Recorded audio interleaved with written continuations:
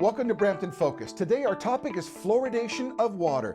Very different topic. We have some who say, like the Ontario Dental Association and the three mayors of Peel, that we should continue adding fluoride to our water.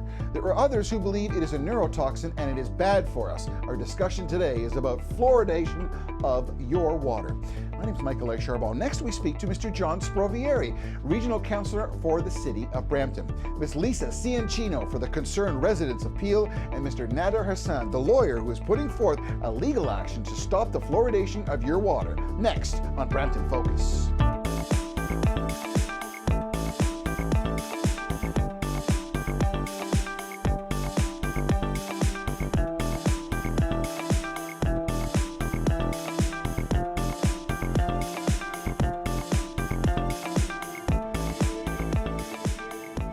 And welcome back to Brampton Focus. Our topic today is fluoride and fluoridation of your drinking water, particularly in Peel. This has been quite a topic, and we thought it only right to speak to someone who is in the Brampton City Council. I'd like to welcome Mr. John Sprovieri, who is a Regional Councillor for Wards 9 and 10. Mr. Sprovieri, thank you so much for joining us here in Brampton Focus. When we're talking about fluoridation of water, the Ontario Dental Association, the Ministry of Health, and mayors of Peel have all supported fluoridation of water. What is your stand, Mr. Sprovieri? Well, I question the practice of water fluoridation, Michael. I've been researching the issue for the last 5 years, and based on what I've learned, I really not convinced that water fluoridation is really necessary.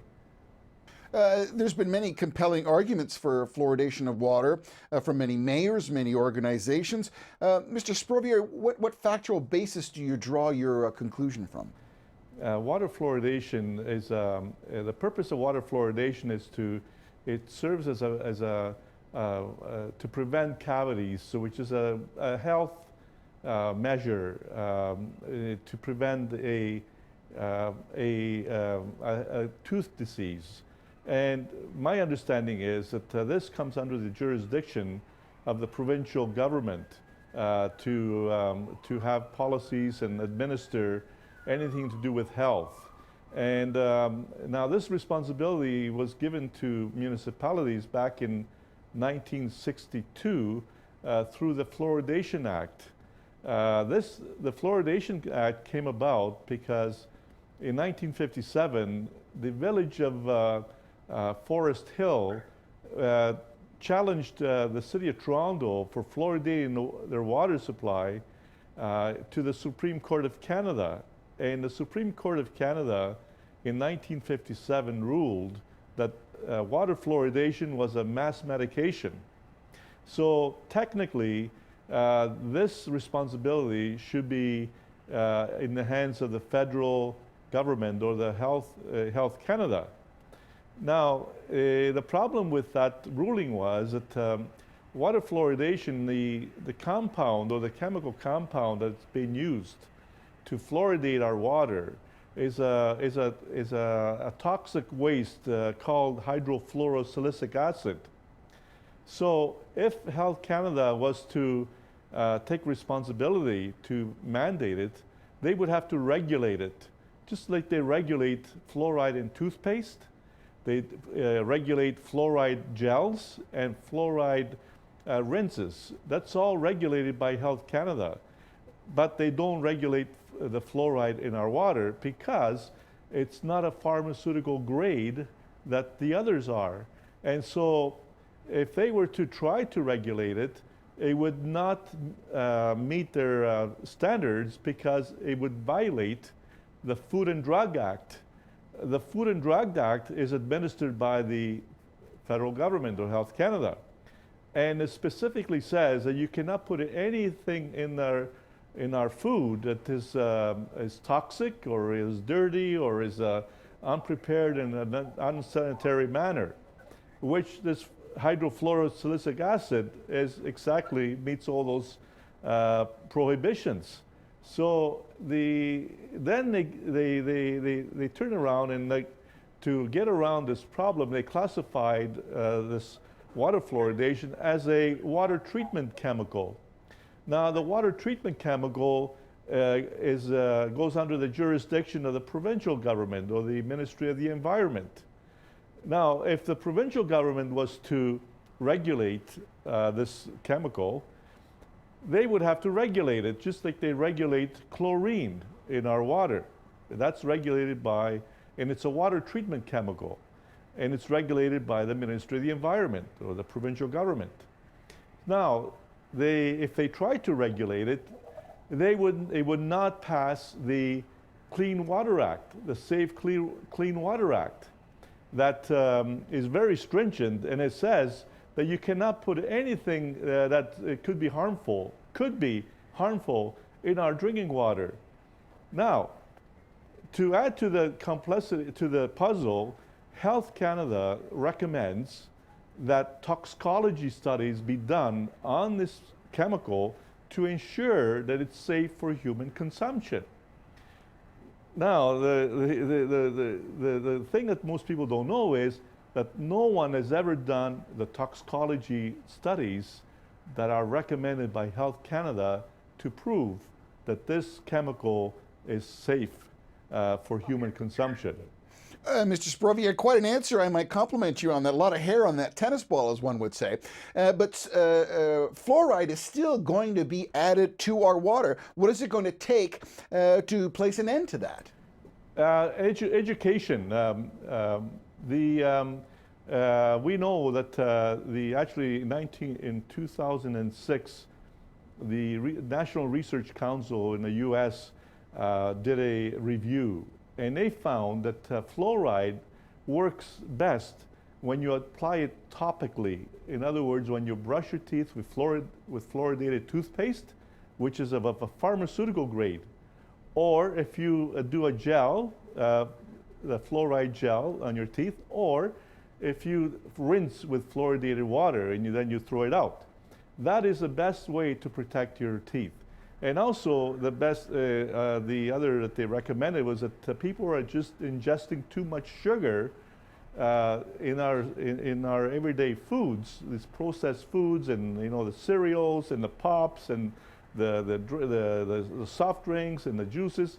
They have too much sugar, which is causing really the problem. So really, it's education with better oral hygiene practice that people should be brushing their teeth morning and evening after a meal, and using the fluoridated toothpaste, and cut down on the sugar intake is what the NRC, the National Research Council, recommended in order to improve the oral hygiene. So really, rather than risk taking this chemical compound that many studies today expert studies have shown that this fluoride actually could be harmful to a lot of people because it's a neurotoxin. It's classified as a neurotoxin. It's listed on the Government of Canada most dangerous chemicals. If you check the list, it's number 40 actually on the long list of dangerous chemicals.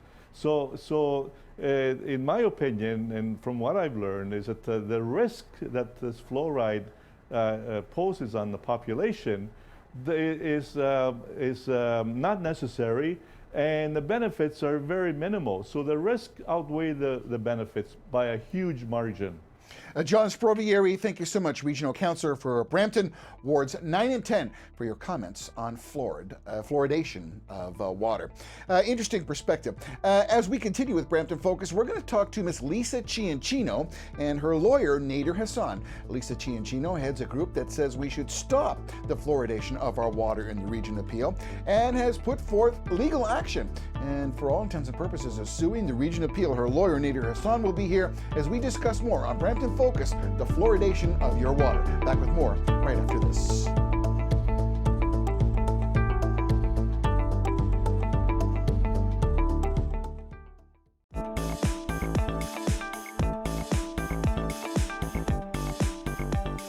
Welcome back to Brampton Focus. Well, you know, it's been a big issue, as we talked about before, fluoridation of water. We've done one show. We had a representative from the Concerned Residents of Peel, Miss Lisa Ciancino, did a show with us when we talked about the fluoridation of water.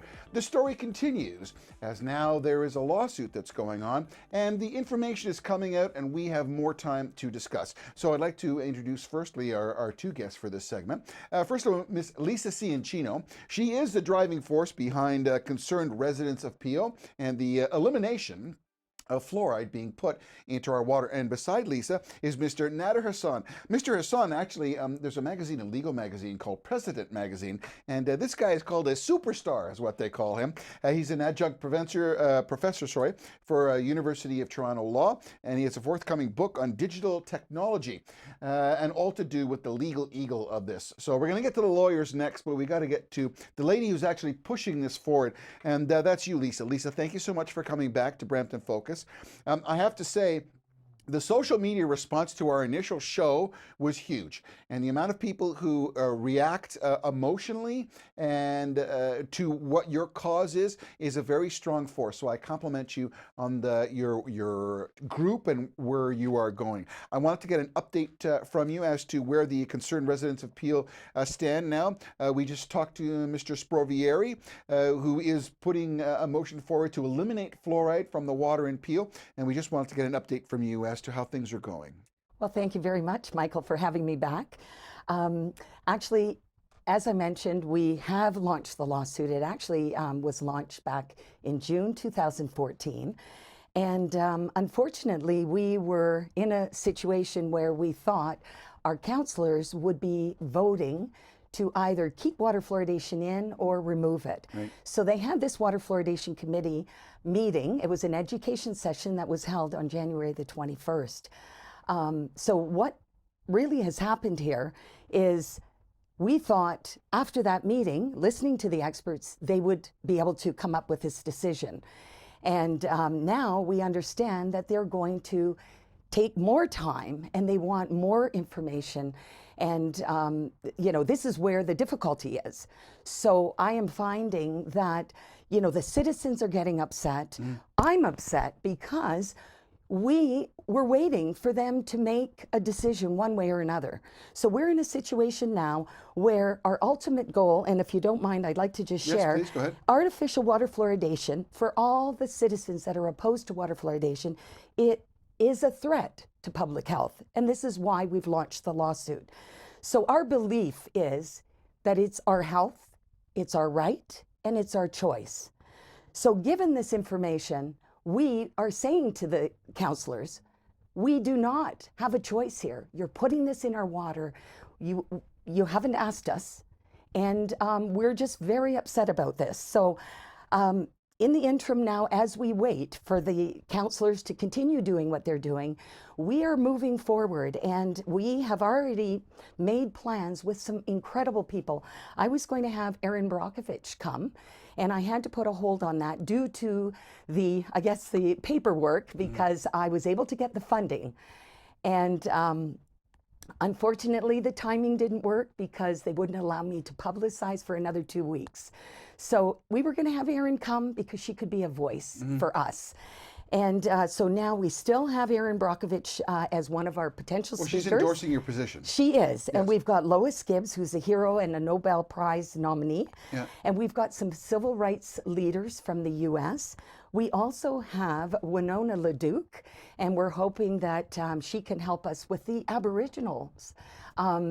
And then we also, I've been in touch with Dr. Sushila from India, and she's interested in joining us. And all of these events will be our way to get the information out. These are, some of them will be experts, and some of them will be environmentalists, and they would be the, what am I thinking, consumer advocates. Right. But you've got a large hill to climb. You've got a large hill to climb, and we acknowledge the people that you've put together, and we acknowledge the support that you've got. The current state of the union, if you wish, is that all three mayors in Peel still condone fluoridation of water. We've got the Ontario Dental Association. We've got several medical associations, medical people who have condoned that, as well as Calgary now is saying that they want to reintroduce fluoridation in their water. There seems to be a disconnect, and I think that's why we want to bring Nader into the discussion. There is a lawsuit now. Give us just an idea where you're basing your lawsuit on then. Yeah, there's a number of strong legal arguments as to why artificial water fluoridation is probably not only bad policy, but also illegal and also unconstitutional. It's a principle of Canadian constitutional law that the government is not allowed to enact any law or policy that affects the health of Canadians where the benefits of that policy or law are grossly disproportionate in relation to the harm. So grossly, and I'm not, listen, we have to take two sides. I'm not saying whether I condone it or not, but I have to ask you questions because there's people on the other side of the tube there. So when you, how can we say potentially that it's grossly misrepresented when we have mayors that have got this and already political parties that are condoning this? Are they that wrong? Well, let's just take a look at the divided public opinion that's out there. You're totally right that the Canadian Dental Association and various ministers of public health have taken a position, and others equally reputable have taken the opposite position. And let's not forget that although in Peel the political heads appear to be pro-fluoridation, across Canada it's very much divided. BC is almost 100% defluoridated now. Quebec, same thing. Ontario, the tenor of public opinion is going in the opposite direction. So I think we have to be fair and say that it's divided across the country, with some provinces going in one direction, one in the other. I hate to do this to you, Sure. but we are. I'm engaged by your conversation, and I want to come back and I want to spend some time. I want to let you go and be able to run with this. So we're going to come back and talk more about fluoridation, but more importantly about the lawsuit. My name is Michael A. Charbon. You're watching Brampton Focus, and we're talking about the fluoridation of your water in the region of Peel. Back with more right after this.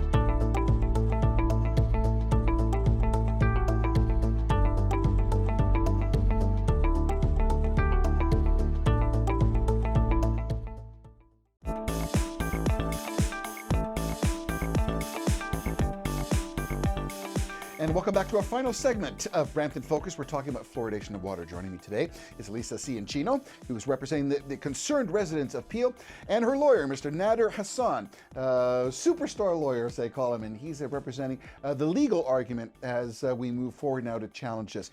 When we left in our second segment, you were talking about how fluoridation of water, when you cascade Canada, there is no uniformity. And this is something about the root of what your legal movement is about, right? Yeah, I think it's important to bear in mind that it is a divided issue. Ontario, certain municipalities are leaning in the pro-fluoridation direction. We hope that will change, but it's important to bear in mind that British Columbia is almost 100% defluoridated at this point. The same is true with Quebec. And if you look to Western Europe, virtually all of Western Europe is defluoridated. And that's an important point because we do have bases for comparison. Yes, levels of tooth decay have been dropping since the 1950s, which is when artificial fluoridation began to take hold. But they've been dropping steadily in Western Europe, just as they have in Canada. And in Western Europe, the water is not artificially water fluoridated. So is your legal position saying that a government or a municipality is illegally adding something to our water that we haven't approved, or that they do not have the jurisdiction to do it, that it's a federal issue? No, they have the jurisdiction to do it in that sense. The argument is that the harms are grossly disproportionate in relation to the benefits. Even those people who are pro water fluoridation, even the medical experts who say they support water fluoridation, they will concede that water fluoridation, that fluoride works topically. That's by contact with the tooth. The same way you get it when you brush your teeth with fluoridated toothpaste. And when you had the little channels where you put the fluoride in, you bit down, and we all did, or many of us did that in our younger age. Exactly, Michael. So even the pro-fluoride people concede that that's the way it works. So you have to bring medical, you have to bring basically medical challenges to this. That's your case, because you've got the Ontario Dental Association and a raft of others who are saying, Nader, we've already decided this. What is your tactic? Well, they say we've already decided this, but they don't tell you why. That's what's interesting about this debate, and that's why I was initially intrigued by when Ms. Ciancino and her allies came to see me. It's because when you ask Ms. Ciancino's camp, why are anti-fluoride? Well, they bring you to experts, and the experts point to the studies, and the studies point to serious health deficits and risks of harm. Fluoride is a neurotoxin. Everyone agrees that at a certain levels of concentration. Toxicity, yes. Yeah. But then when you go to the pro-fluoride people and say, well, why do you believe in this? Their answer is, well, so-and-so also believes in it. Well, this Minister of Health believes in it. The Canadian Dental Association believes in it. But then when you say, well, what are the studies that you're relying on? Well, then that's where they fall short. And increasingly now we're seeing reliable, peer-reviewed study after study that chips away at the conventional wisdom. The National Research Council, which is an independent body funded by U.S. Congress, published the most comprehensive study on this subject ever known. The study came out in 2006. It talked about the harms of fluoridation, not just in one avenue, one aspect of health, but in all of the known mechanisms, from dental fluorosis to increased risk of bone fractures among the elderly. So you're very passionate about this, and so is Lisa Ciancino. You're passionate about. How then could someone conceive that the mayor of Calgary would even consider, if we take to heart your position and those elements that you bring forth in the discussion, how can then any mayor in good conscience say that they want to continue to do this? There is a huge disconnect. How do we stop that and really get to the facts? Well, it's about education, and it's about having an open mind. Look, artificial water fluoridation was dogma, conventional wisdom since the 1950s. From the 1950s to present day, artificial water fluoridation has been credited with reducing tooth decays across the country. So whenever you come up against conventional wisdom with science, there's always going to be a lag time. There's always going to be the naysayers, and it's a challenge that we all have to rise to. So about a minute left. Is this going to cost? I know, Lisa, you're so beautiful. Is this going to cost us anything in the region of Peel? Like when someone says lawsuits, it's always like, oh my God. What kind of Look, the lawsuit was brought because this is an important public health issue, and the political channels were going nowhere. We made the decision to put the lawsuit on hold in order for the political process in the region of Peel to run its course in good faith. If the region of Peel and the councillors don't take their task seriously now, we'll have really no choice but to reinvigorate the lawsuit and move forward with that. Lisa, you hope that it doesn't get to the point of actually having to take a lawsuit to this. You hope that councillors like Mr. Sprovieri, who we spoke to in our first segment, that they begin to see and come to the light, if you would say. Yes, absolutely. But at the same time, what we are seeing is that all these various different communities are also trying to end water fluoridation. So these violations, and Nader didn't get a chance to talk about these disproportionate harm of the Charter of Rights, the violation of the Safe Drinking Water Act, and then the Foods and Drug Act. These are fundamental to our cause. So if we're violating these laws, we've got to take care of that. So, even if Region of Peel stops water fluoridation, that's going to be exciting, but we have another lawsuit against the province, so I think it's very important. And I also believe that people need to educate themselves.